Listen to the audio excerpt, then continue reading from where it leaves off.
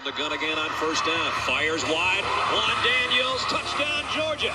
This is your favorite receiver, Juan Daniels, and you're listening to the DGD Podcast with my man, Robert Reynolds. Go Dogs!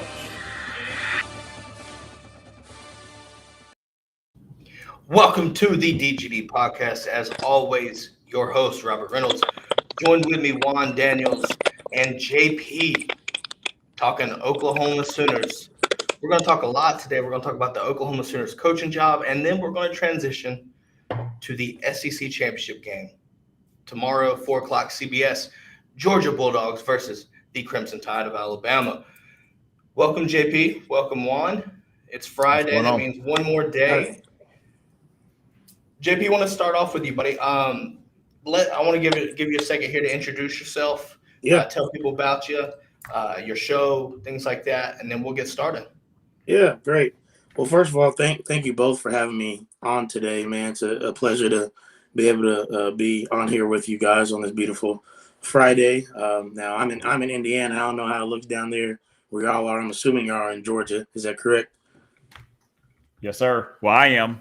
I'm in Georgia. NC for me.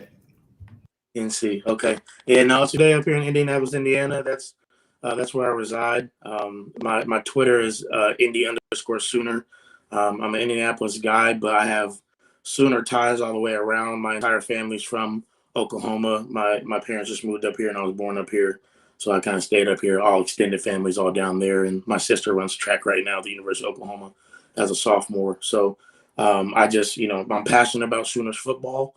And I decided to kind of get into it, be a content creator the last couple of years, and God has just blessed me with a lot of people that have helped me out and want to support me. And so, if y'all feel free, give me a follow. Look on my YouTube channels, the Indy Sooner. Love to interact with you guys. But no, I am really, like I said, excited to be on here. Obviously, we got a lot to talk about with everything that's going on with OU and the coaching search. That's just really been crazy. But now that's a little bit about me and just kind of where I'm at right now. I'm actually an athletic director in Indianapolis, so I'm glad I could carve out some time to be here because my schedule's nuts. But I love Sooner football enough, and these guys gave me an opportunity to be here, so I'm glad to be here with y'all today. Absolutely. Guys, just remember here, Oklahoma, in my opinion, is right now the number one coaching opening, right, with a vacancy in the country. So it means a lot right now to everybody in college football because of the importance of this job. So, let's go ahead and get started with this coaching search. Obviously, a little bit of a backstory. You look at Lincoln Riley, bolts for USC. Everybody knows the whole background to that, right? I'm not going to go too much into detail there. I might even let JP talk about it if he chooses to. Goes to USC, and now you're sitting here waiting for an announcement. Who is your next head coach? I want to get your thoughts on this first. Who do you want to be the next head coach at Oklahoma, and who do you think will be the next head coach at Oklahoma? Yeah. Well, yeah, like you said, man, this is unprecedented territory for Sooner fans, right? I mean, we haven't searched for a head coach in 23 years. Bob Stoops was the latest one in 98, and everybody knows what he did and has done at OU, and he's about to be in the Hall of Fame. And then he hands it off, obviously, to Lincoln Riley, and we just kind of have the continued sustained consistency, and now we're just in uncharted territory. So OU fans have been just, restless. And I know you've been in the some of the spaces we talked about before. But I'm sure you can feel it in there. We're just kind of like, yo, what is happening? And obviously the timing of it was just terrible with early signing day coming up. And so, it's kind of put our athletic director and our president in a precarious position to try to figure out who they're going to hire. And they have to do it quickly. There's not a lot of time to waste. But with that being said, I think I would love to see Brent Venables come back to Oklahoma. I know that's been the name that's mainly been floated out there, and I think Sooner Nation would just embrace him. I mean, you saw what Notre Dame did with Marcus Freeman, right? And that was a guy that, he'd been in Notre Dame. He's loved by the players, all that stuff. Brent Venables is like that, but it's like more magnified because it's not just the players or former players, right? or even the administration that knows him well. It's the fan base. Like, it would be a galvanizing thing, I think, for the entire Sooners fan base, who's already been galvanized by just this entire situation, right? You had guys like myself who more positive generally, and we're 10-1 or 9-0, and we got certain fans that are upset at the way we're playing. And not that I was, but I'm like, guys, like, there's a lot of people that are paid to be 9-0 right now, or 10-1 right now. So that's what I was saying. But I got called a sunshine pumper. And those are like the two different levels of OU fans: sunshine pumpers and the realists, right? But even then, like, this situation has brought us all together, right? Like, we're all in these spaces talking about who's going to be our head coach. We're all like, we just feel like Oklahoma's been disrespected. Like, Oklahoma football, the brand, has been disrespected because people are like, oh, your coach left you for USC, so it must not be that great of a job. And we're like, what? Like, we're a top 5 program of all time, right? So, like, we have a certain expectation, right? And we just feel like people have disrespected us. And so I think bringing Brent back would just continue to have that galvanization process, just take it to another level, really. And then obviously the other name I've been hearing, I'm sure you guys have been hearing too, that people are kind of obsessed with is y'all's boy Dan Lanning. And I don't know how serious that could or could not be, but I know a lot of people love his name, and I'm interested eventually to get to hear a little bit of what you guys think of Dan Lanning. I don't pay super attention to Georgia football. I know your defense has been incredible this year, but I don't watch it on a daily basis. I'm not involved with the program like I am with Oklahoma, like you guys are with them. So I'm honestly interested to hear what you guys think of him. But that's the other name that I think has been floated out there. And from what I've heard, if that were able to happen, I think that I'd be okay with that too. Sounds like a young guy that knows what he's doing, has tons of connections. Sounds like a great recruiter. I know that Caleb was really close with him when he was being recruited to Georgia. And some people have even said that, we want to keep Caleb Williams around, obviously. And so, is that something that we can do? Is that a direction that we can go? But that is kind of essentially the two biggest names that have been going around. And I think for me, I personally would like Brent just because, like I said, the whole process of what this has done for Oklahoma football, and that's what makes it special, right, is that Oklahoma football is what's in the state of Oklahoma. Like, that is the protein. And so, like, that's what everybody's looking towards. And for the whole fan base now to be galvanized more than it's been in a long time, I think that would just kind of send it over the roof and hopefully propel us as we look to go join the SEC and play some big boy football. Yeah, look, I heard Lanning as well. And honestly, I think it would be interesting to see him go. I think Kirby has built this program to see it similar to what Bama has to deal with, and that's losing coordinators, things like that, and reloading with another guy.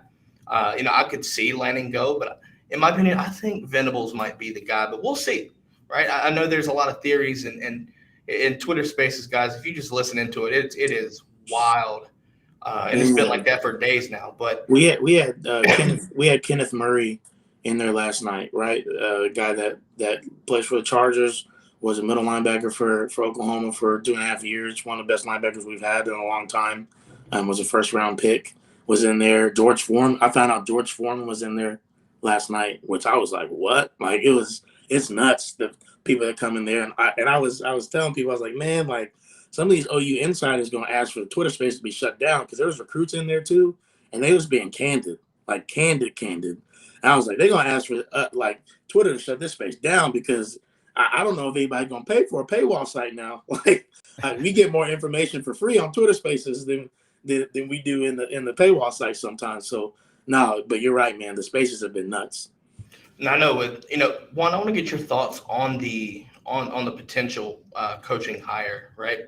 I could see Lanning go. Do you think this would be a job that he would leave for, or do you see him sticking around and kind of pulling a Brent Venables and sticking around being the DC until the perfect job opens up? It just depends. I mean, here's what's great about the Oklahoma job and what's enticing is the fact that they're going into the SEC. So that's going to be something that's great for Brent Venables and both, Lanning, where, I mean, they're defensive guys. And when you get into the SEC, defense is what dominates. And if you go back to when Stoops was at Oklahoma, think about their first national championship, beating a really good, talented Florida State team, holding them to 2 points. I mean, it was a 13-2 victory. But guess what? They're even back then, defense wins championships. And you look at how good Georgia is. They're built on their defense. Brent Venables, if you look at it, they, with a Clemson team that is not as talented, held Georgia to 3 points. So he's going to be that guy for the job. He's a huge, attractive look for Oklahoma. He's going to get the right people in place. The same thing with Lanning. I think, though, with Brent Venables, I think the Oklahoma faithful, the fan base, they're going to rally behind him, and they're going to have faith in there because look at how attractive is Brent Venables to hold the big, bad, mighty Georgia Bulldogs right now, who is on top of the world, to 3 points. Hey, why would I not want to, hire this guy? And I just think he's going to be huge. He knows what it takes to play in the SEC. Again, it's going to be defense. Defense is big. He's going to be able to get those recruits. He is going to, be able to have those guys rally. Then all of a sudden, hey, we want to be a part of something special. Everybody knows Oklahoma can score points, gobs and gobs and gobs of points. So imagine Oklahoma scoring gobs and gobs of points and then shutting their opponent down. Man, that's going to be something that's very attractive. So watch out for Oklahoma if they do get Brent Venables. Absolutely. Yeah, no. I think they're taking their time, which is questionable because it's going to bring up these theories and conspiracies, things like that. Who's going to, obviously people are living for this right now. But I think taking their time can be good and bad here. JP talked about this and said that, with early signing day, things need to rebuild this class. I completely agree with that. But also for the state of the program, getting the right guy to come in and do, keep the success, maintain the success, and not even maintain it, continue the success, right? Especially coming. So you have to get the right guy. You have to get the right guy. Yeah. And why I think a defensive mind, and two of them are being talked about right now. SEC is known for its defense. You need to recruit better on defense. Get a guy like Brent Venables or Dan Lanning. That's going to happen. Now, the offensive hires for the coaching staff would be crucial. But defensively, you need to set yourself up because Oklahoma's defense has been not great this year. And that you can get away with that in the Big 12. But when you come to the SEC, you can't get away. It will show up, and bad news comes from that. Yeah, look at Ole Miss. Ole Miss, I mean, they're a high-scoring team, but unfortunately, they just can't stop anybody. Yeah. So, that's something. The other thing too, with the December 15th recruiting early signing, they need to get somebody in there yesterday so that they can keep those signees that they were, that they had, and maybe get some of those guys back. Get Brent Venables on the road. Let him go up there, show his face, and just really make a play for those recruits. He's got a great name. Everybody knows that Clemson in the past 4 or 5 years have just been at the top of everything. So you're getting a great guy. You're getting a great hire. But again, that decision needs to happen yesterday as this December 15th early signing is about to take place. Yeah, no, and that again, that kind of is the crux of this whole thing. It's the worst timing. Like, not only first of all, this is unprecedented, right? Like Lincoln jumping to go to USC, and then obviously Brian jumping Notre Dame and go to LSU. Like those things typically do not happen, and they typically also do not happen in the time frame that they did happen. And so I know that, I told Sooners fans that we've been in spaces talking about it, like, man, like we do got to move. And I know that there are rumblings that most likely announcement will probably happen Saturday or Sunday. That's what we've heard. But I think that ultimately the thing that I told Sooner fans that sets us apart from like a a Tennessee, a Texas, a Nebraska, and some of their hires, right? And because people are like, man, if you don't get this right, you could be going that way. Is that we have a great administration. That's what those programs have struggled with, their administration. Our administration has been great. Joe Castiglione is well regarded as one of the best athletic directors in the country, and so this is going to be a legacy hire for him. But he is the guy that hired Bob Stoops, right? He is the guy that helped say, okay, Lincoln Riley's probably going to be the guy that's going to lead us and have some sustained success. So like we do trust him. Is it antsy? Yes, but I think we do trust he's going to get the job done. I also know for a fact that Brent Venables wants the job. And I think that if we offer it to him, he's going to accept. So that has been going around in Sooner circles is, have we even offered it to him? Because if we did, you would think that it would be announced by now. But also at the same time, the way Joe Castiglione works, nobody ever knows what he's doing. Like that's always been the case. Nobody ever knows what he's doing. He throws a ton of smoke. I mean, you thought USC AD did a great job with Lincoln, which he did with, nobody knew anything. Joe C's like that as well. So I wouldn't be surprised if, it was somebody out of left field, if it was Brent Venables. And now because we took so long, people think it's not. Who knows? But I think, hopefully we'll find out here soon in the next 48 hours. No, I think, like I said, we'll wait to see what happens. I think Oklahoma's going to get the right guy. That's, in my opinion, the reason why they're taking their time. But at the end of the day, I still think you need to get the right guy and take your time and do some soul searching, right? And honestly, you could be hiring a guy that's playing in a conference championship, which we're about to translate to right now. We're transitioning over to Alabama and Georgia SEC championship game. Look, you're about to join the SEC, so welcome to this discussion. Georgia, Bama, 4:00 Saturday, CBS in the Benz in Atlanta. Look, leading up to this game, I think it's been an all season long type lead up, right? Build up to it. In my opinion, now obviously Bama lead before the season, I thought we were going to see it happen and this was going to be a national title type game like it has been in the years past. Bama's kind of been showing some creases, some chinks in the armor. You could say a little bit about Georgia showing some chinks in the armor for the first game against Clemson, but ever since, Georgia's basically handled business and things like that. And obviously, you start to see the collision course. Georgia, Bama, here we are. Juan, I want to let you get started here, boss. What are you looking forward to the most about tomorrow? I'm honestly looking forward to what our defense is going to do versus the Alabama offense. That's the part I'm most excited about. If you actually go and look at that Texas A&M game, Texas A&M bullied Alabama up front, and they got a lot of pressure on Bryce Young. They sacked him 4 times. I mean, there was probably multiple amounts of hurries that they had. The difference is in that Texas A&M game. I mean, they had a huge lead on them. They gave it back, and then then Arkansas comes down and wins at the end. If we get a lead on Alabama, I think it's going to be curtains. I mean, it's going to be tough for them to try to come back and do what they were doing against these other teams, versus our defense. And also, too, you look at their production and how we match up versus those other teams, the Arkansas, the Floridas, and those teams that Florida's really struggled with. That it's going to be tough. It's going to be tough for them. And I think that whole, Alabama owns us attitude, and Alabama is going to come up and they're going to play. I mean, I think those days are over. Absolutely. I'm just going to tell you this right here. I'm excited for it. And I think I'm ready for the players because I know they're excited for it. In my opinion, you can see the playoffs being the end goal, which I think it is. But you can't tell me that, and Juan, you being a former player, you cannot tell me that these players they're being told to focus week by week, but they have been having their mindset on Atlanta to get this elephant off the bat.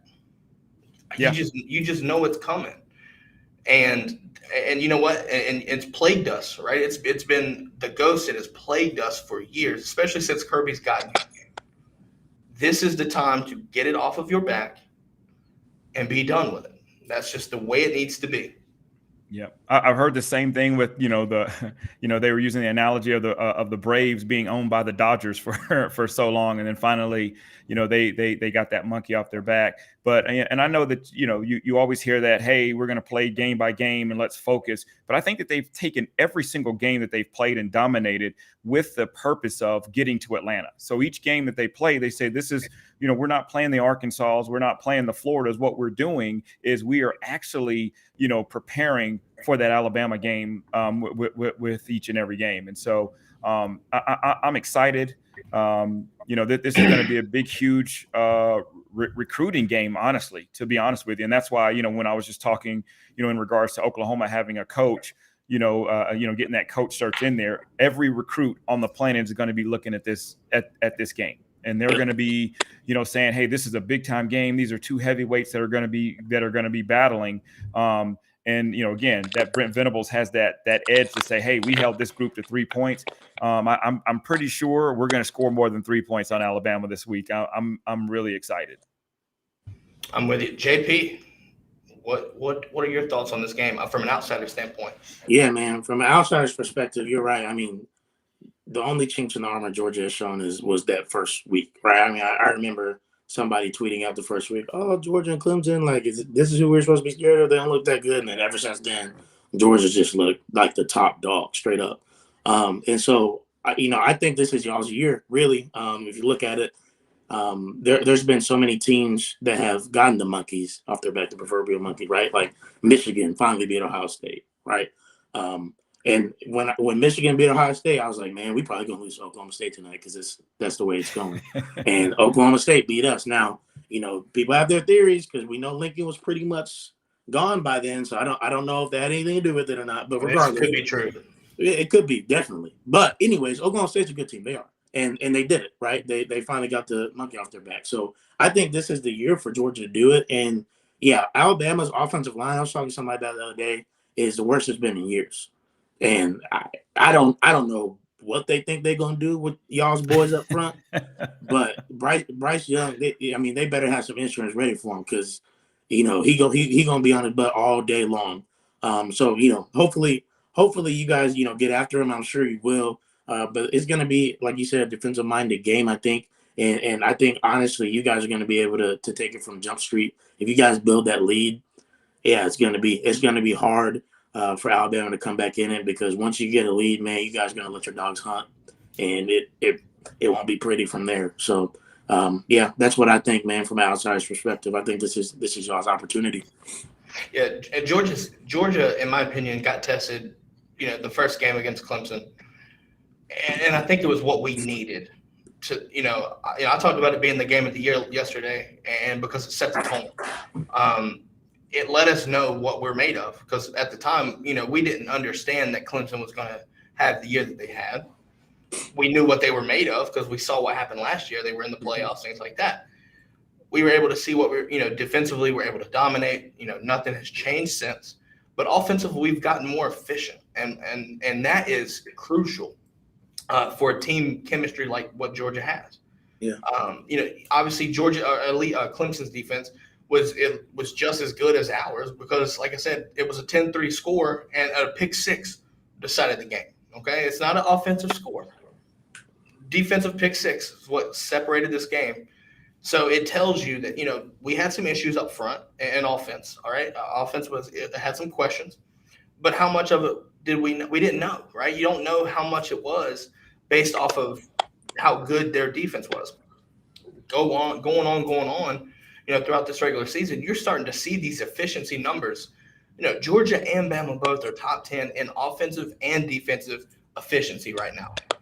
So the fact that Georgia's offense is in this top 10 category is surprising to me. Not really surprising, but it just shows you like people telling you, or I've heard people saying that Georgia's offense isn't that great, but we're efficient. Our defense gets people off the field. And then we capitalize, which is why our scoring margin is so high right now, right? Defense is when you sit there and you don't let the team score points at all or that many points, but you're able to capitalize and you score 30 plus, almost 40 points a game. That's a recipe for winning games. And And honestly, since this regular season's over now, we've seen the offense come to fruition. We've saw breakouts from guys like Brock Bowers for sure, Lad McConkey, A.D. Mitchell, right? While you have guys like Jermaine and Pickens down, but now you're starting to see, look, Pickens came back and played. Didn't do much on the stat line, but he played. And I'm expecting him Saturday to have a huge impact, whether he catches a ball or not, because now you have to game plan against that, which is another weapon in Georgia's offense that makes this offense scary to defend. Juan, we'll talk about this right here. What are some keys to victory? Maybe one or two. What are some keys to victory for Georgia to win the SEC championship game? Well, first and foremost, it's going to start with the defense, right? And this is a championship. Defense wins championships, and this is the first, step when it comes to it.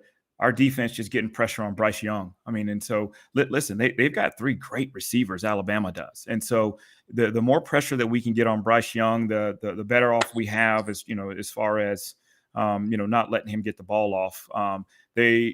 Some other advantages that we do have, though, is the fact that their running back is kind of hurt. He's kind of banged up. So right now they only have 1 scholarship running back. So that's going to be a huge key for us. And then offensively, just do Georgia football things, right? Just take care of the ball. This is not the game where we need Stetson Bennett to try to fit the ball in tight windows or throw long passes. We don't need him to do that. Just be, like you said, just be efficient.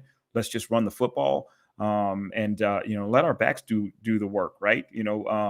Lining Cook up in the outside or lining them up in the slot, and just giving them some short passes and just let your big guys just go to work. Also, too, you got big George Pickens out there. He's gonna draw some attention, some big time attention. So allow Brock Bowers and McConkey and those guys just to do whatever they need to do. So you have a huge opportunity. You have a lot of weapons, a lot of things that you can do. Obviously Monken is not going to overthink it. He's just going to do what he's been doing all year. I know that he has an excellent game plan. So again, it starts with the defense, and then offense. Just do what you need to do just to secure the victory. And I want to talk over here with the brigade a little bit. Mark, I don't know how to say this name, so I'm not butchering it, but Mark, I'm gonna call you Mark for short. Asked, how old is Georgia's defense? It's a mix right now. If you're looking at starters, you have guys that we're expecting to lose. Jordan Davis, Devontae Wyatt. Who knows who's going to get drafted, right? You're looking at Nakobe Dean, more likely get drafted, Lewis Singh, Chris Smith. So you're going to lose a lot. But here's the fun part about this.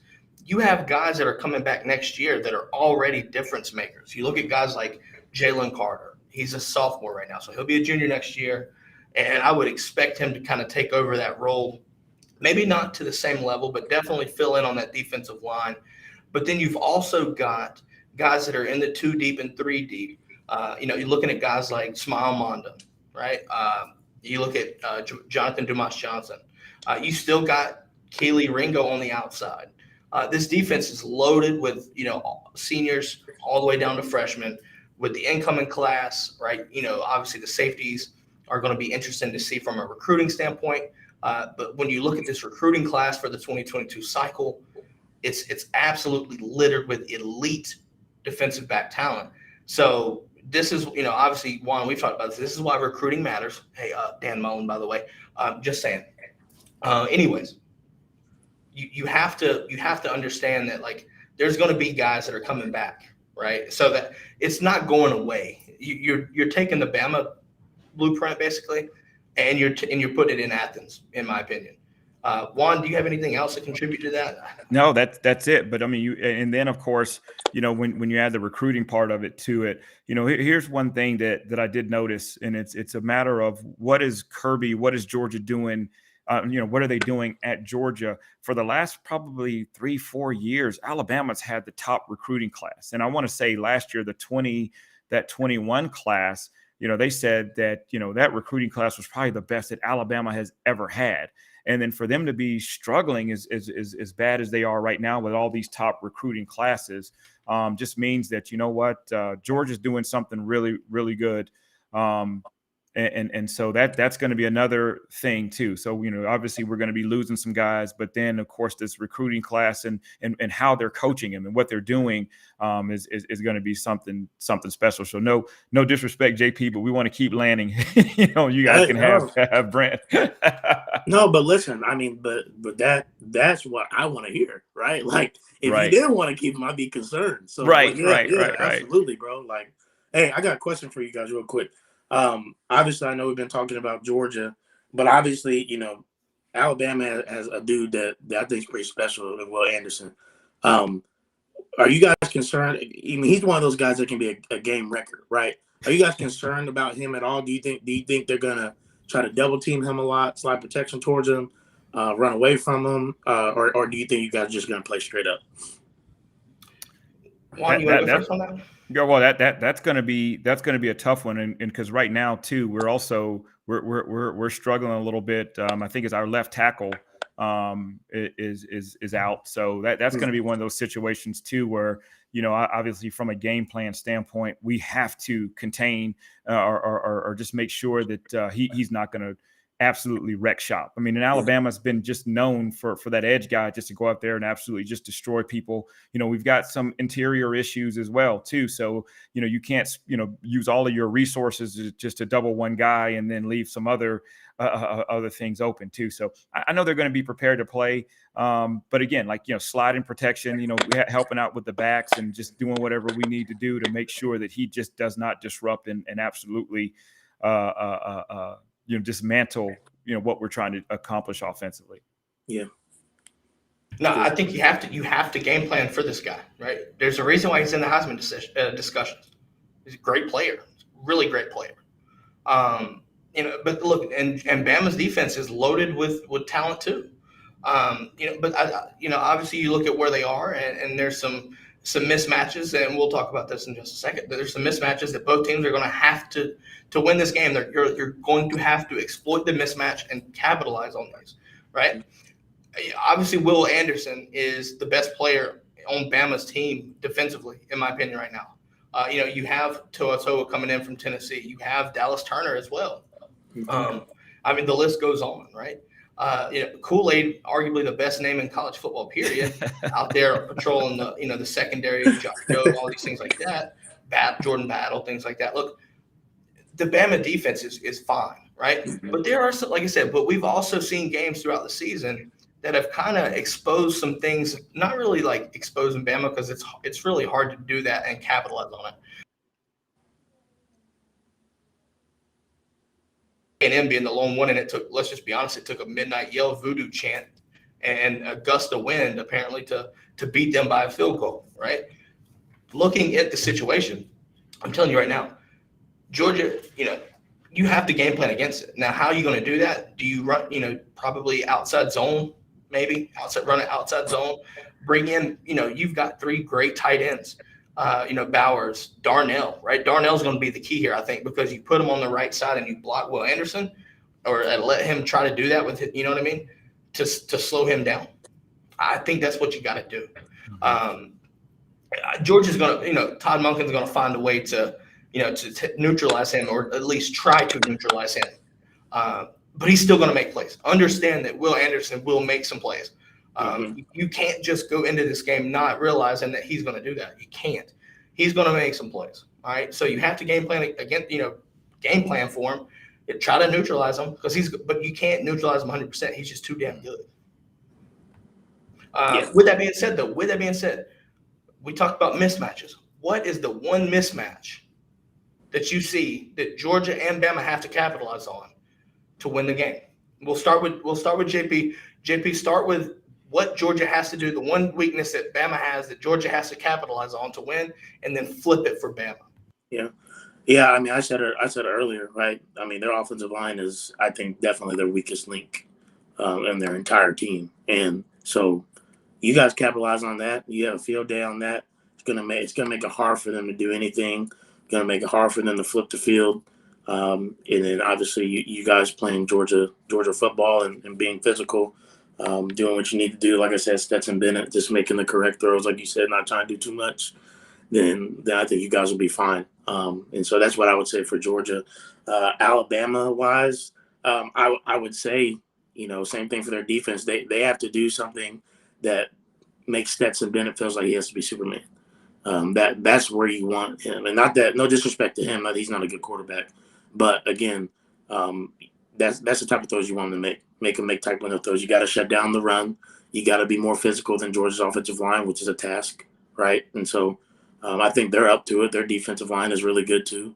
So they just got to go out there, play big boy football, stop the run, and make Stetson put it in the air and see where they go from there. But I think those are the two things that need to happen if either team wants to win. Juan, what about you, buddy? What do you think?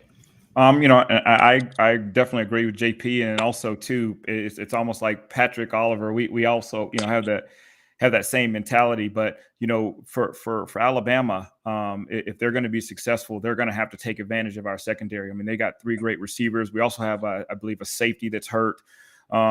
So, for them to take deep shots, I mean, we actually have struggled, and Tennessee kind of exposed us by taking those deep shots. We had some completed passes. We also had a lot of pass interference. So you can best believe that they're going to be looking to take those shots against us. The only thing, where we are offensively that just kind of makes me a little bit weary is the fact that our offensive scheme kind of plays right into Alabama's hands for the defense, right? Alabama struggles with that spread, with that running quarterback. You could see they struggled against the Floridas. They struggled a little bit against Tennessee with that quick, fast pace. That spread them out and to just go. Whereas, Alabama's good up, they're pretty decent up front, and our line is not as strong. So for us to go and try to line up and just run it down their throats, that's just not going to happen. So, we're going to have to use our tight ends, get in that 12, 13 personnel, and really just kind of get to the outside. Obviously, go away from Anderson because that's not somebody that we really want to see. So those are going to be some things that are going to be key to the game to see if we can, overcome those issues and just take advantage of those, and then not, be taken advantage of in our secondary. I think the one key here is in the trenches. Both teams in the trenches. Looking at Alabama, look, Auburn got 7 sacks, 7 on Bryce Young last week in the Iron Bowl. And their defensive line is nowhere near as good as Georgia's. Just nowhere near as good. They were also sending in backers too to kind of, do things and, do things that really do that. But I'm telling you right now, outside of Evan Neal, there's some serious questions along that offensive line. And can you protect Bryce Young? He's able to extend plays with his feet. We saw that on the last drive. He's able to extend plays with his feet, but he's still running around. And Georgia capitalizes on this so well. Georgia has to capitalize on it again this Saturday. Get Bryce Young pressured, and if you do that and it becomes a consistent thing to where you're getting pressure and you're getting to Bryce Young, Bama's got to figure out a way to do it. He'll probably do quick passes, right? Try to get it out of his hands. Get it to, I don't know if Brian Robinson will even be playing. I know he's banged up right now, so you might see Sanders. Regardless, you've got a great receiver in Jamison Williams. So in my opinion, I think Bama's way to do this, test the secondary, right? Test Georgia's secondary. But it also comes in a situation where you got to give them 2 to 3 seconds to let the play develop, because Georgia's going to come after you. That's just what we've done all year. I don't see it changing. We're not going to change it because it's Bama.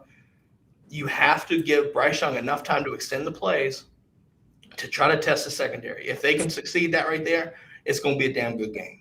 It's going to be a really good game. But that's where I'm at with it. I think Georgia has to expose the offensive line and try and really test that offensive line and get to Bryce Young. But I think Bryce Young and on the offense has to test the secondary, get it deep, or, look, Alabama does an excellent job at rub routes.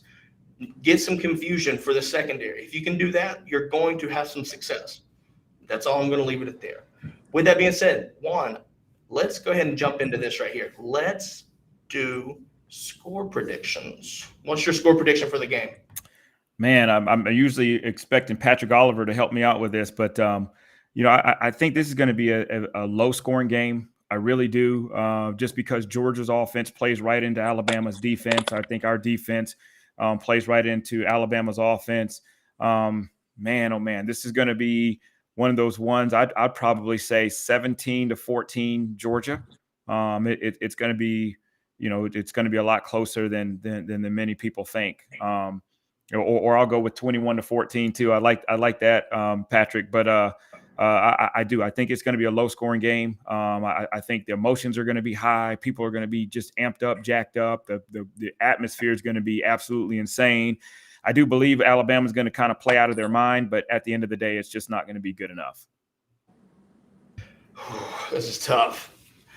JP, I'm gonna go first.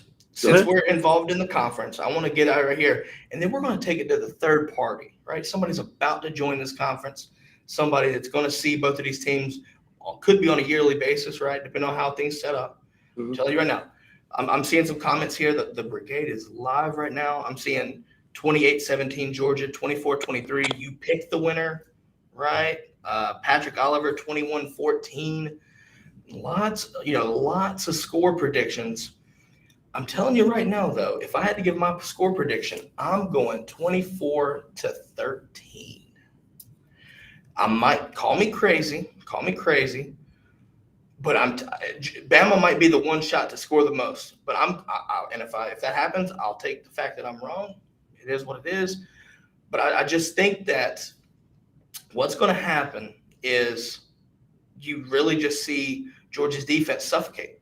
I don't see it stopping. I think their offensive line, or the offensive line for Alabama, as we bring back on JP, the offensive line is going to struggle. I know Alabama is loaded with talent, but to me, I just think that the defense is just going to be too swarming, in my opinion.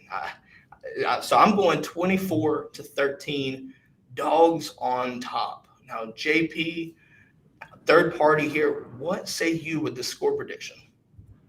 Yeah. I mean, I think that if it pans out the way I think it could, because I think Alabama is going to come into this game, like you guys said, hyped up and ready to go.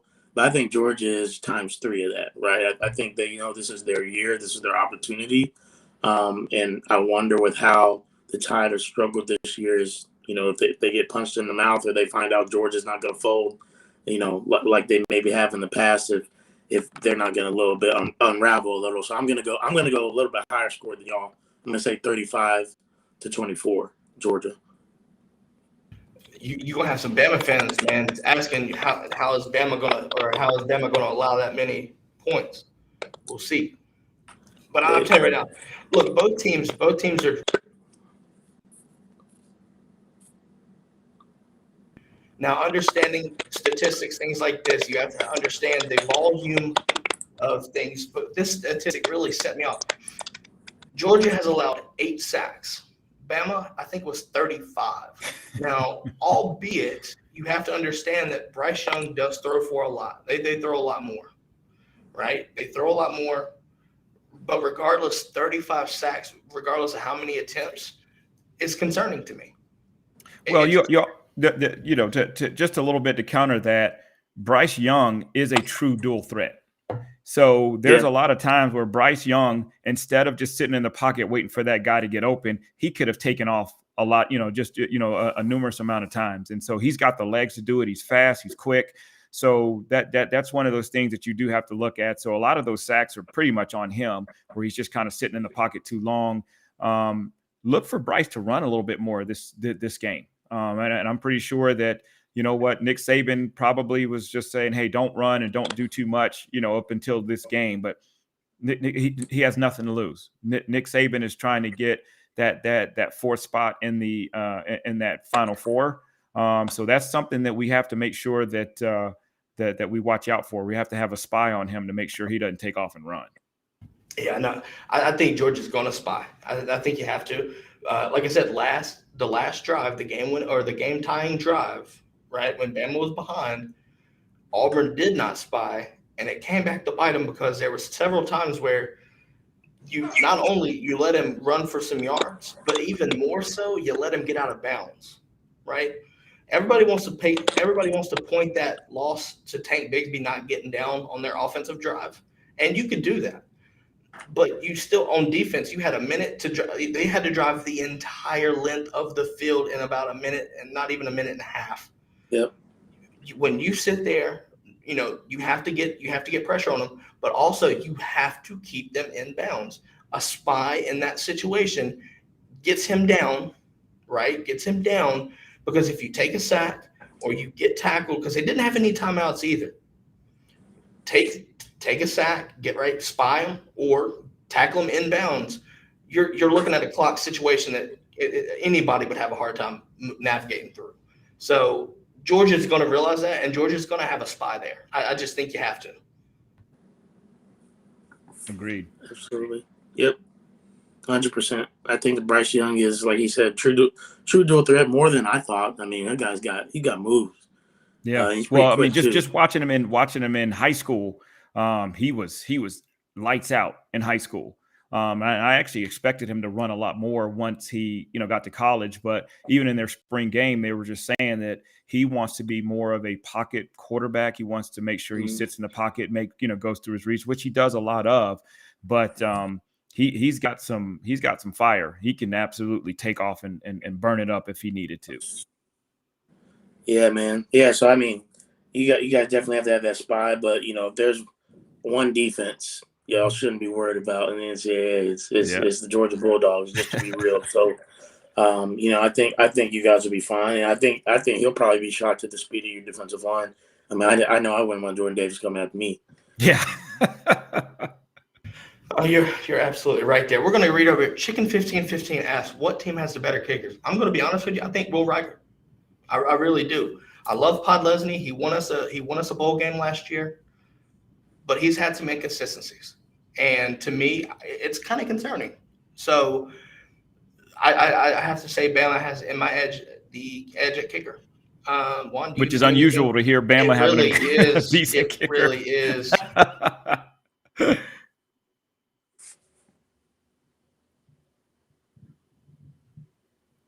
Let's see here. Sean Stapleton says that Bryce Young may not last the entire game. I think he will, but Georgia's going to get to him. I think you have to look at that. Chicken also asked who Bama's backup quarterback is. I really don't know. I just don't know. No clue. I don't know the name. I know who they got coming in, but I just don't know. And that could, you know what? And Georgia, I'm telling you right now, Georgia better game plan for it, because I don't want to see another damn Tua situation. Yeah, Hurts coming back in. I don't want to see it. Hey, that's. Hey, speaking of that year though, man, like this is right now what's going on in Sooners Nation's minds. Like the way this has all gone down has hurt us, but the consensus from Sooner Nation, so y'all know, the last thing that hurt us that bad was the 2018 Rose Bowl. I can't tell y'all. Like, I was sick to my stomach. That was a tough one. That was a tough one. For weeks, I was like, I cannot believe this. This was our opportunity.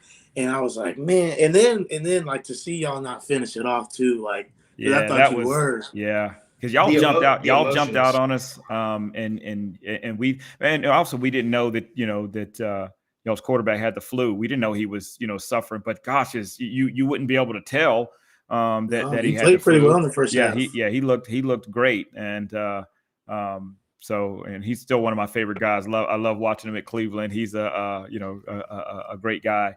But I know that had to be tough, to lose that, to have Sony Michel go in there and run that ball in, and obviously we were happy, but I know that had to be. And I feel like if we had half of a defense that could at least force Jake Fromm to throw the ball at that point in time, I think we probably would have won, because your guys' offense that year wasn't necessarily built to come from behind. Now you had two great running backs in Nick Chubb and Sony Michel. Nick Chubb has obviously become one of the best running backs in the league right now. But I remember one play specifically. You guys are on like the 35-yard line. I think it was Sony Michel, or it might have been Nick Chubb, one of them, obviously. But our entire defense was rotated to the right. And you were in the shotgun. I saw Jake Fromm check, and I was like, oh, my gosh, they're about to score a touchdown. because he checked to a draw, and literally there was nobody on the left side of the field. And I was like, they're about to score. I looked at my wife and said, they're about to score. I don't know what we're doing. I don't know why we don't call timeout. What happens? 35 yards right to the right side. Touchdown. I think that was Chubb. I think that was Chubb that did that one. Yeah. Yeah. Was it Nick Chubb? He said, yeah, I think so. I think so. Yeah. Well, and that was the one that tied it up. Yeah. And I was like, well, they have the momentum now. Their defense has come out. They've rattled our offense in the second half because you had a great defense that year. I mean, I specifically remember why is his name escaping me right now? Roquan. Man, he was all over the place that game. That's right. I was like, because I had heard about him, but he was the second half, he single-handedly, right, was wrecking our stuff.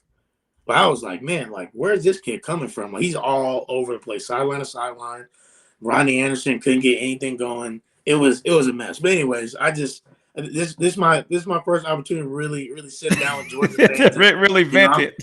I'm finally kind of over it with this new situation. But that one, man, that one sticks in my heart, and most of Sooner Nation hearts too. So right. Guys, I'm telling you right now, the feelings of the Rose Bowl win leading into the national title game to get it taken away like it did, and then losing the SEC championship game, these things are haunting. These guys take it personal, and I think Georgia wins. They go into the playoffs, and they decide their fate that way. But we're going to have to end this show, guys. Thanks, everybody, for coming out in the brigade. Look, I hope you enjoyed the show. Like, subscribe, right? Follow. Look, catch us on wherever you listen to your podcast as well.